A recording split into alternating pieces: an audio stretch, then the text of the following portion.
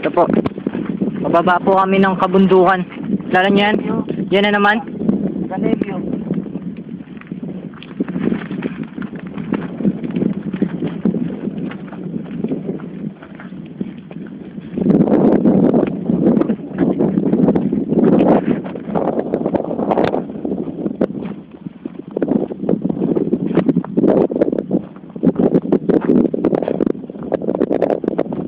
Nakakapagod po dito maglakad.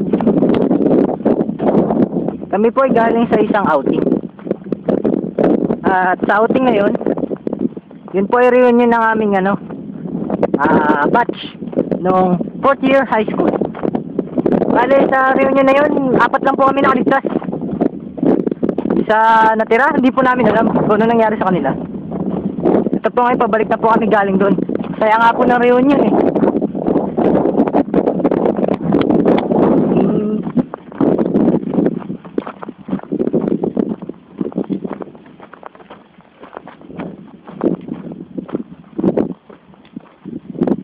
Ayan, nakikita niyo po si Jomar.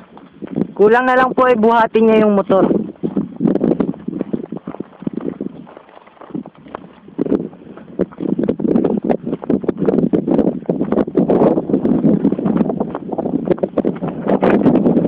Shit, ang ganda dito. Teka po. Kuha tayo ng pwesto. Pose.